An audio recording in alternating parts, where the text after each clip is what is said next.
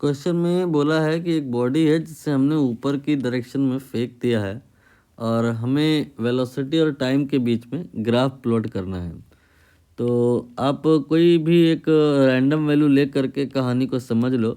जैसे मान लो कि आपने एक बॉल है उसको 20 मीटर पर सेकंड की स्पीड से फेंका है, तो फिर उसका जो वैल्यू है थोड़ी देर बाद कम हो जाएगा क्योंकि ग्रेविटी नीचे लगती है, मैंने 10 बना दिया। फिर थोड़ा और कम हो जाएगा, मैंने 0 कर दिया।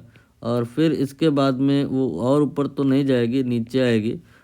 जब यहाँ पे पहुँचेगी तो इसका वैल्यू 10 ही होगा लेकिन नीचे को होगा, और जब यहाँ पहुँचेगी तो 20 होगा लेकिन नीचे को होगा।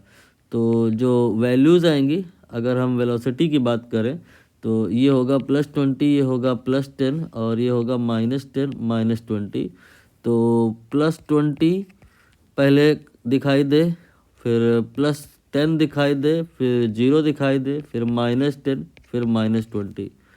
तो ऐसा यहाँ पर जो कहानी है सिर्फ ए वाले में दिखाई दे रहा है, बाकी तो किसी में दिखाई नहीं दे रहा है क्योंकि यहाँ पे देखो तो कभी नेगेटिव ही नहीं हुआ है। और यहाँ पे तो टाइम रिटर्न हो रहा है, संभव ही नहीं है। और यहाँ पे जो अगर हम देखें तो वेलोसिटी पहले 0 था और फिर वो बढ़ रहा है।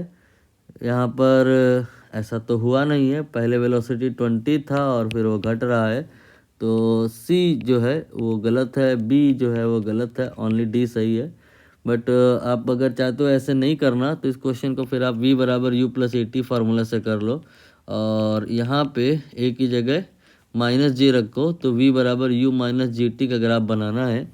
इसमें v को आप y मान लो, t को x मान लो, तो y = mx + c जैसी इसकी शक्ल दिखाई देगी और जो m होगा वो -g के बराबर होगा। तो नेगेटिव स्लोप का ग्राफ ए वाला ही है और इसका जो स्लोप होगा वो -g के बराबर होगा।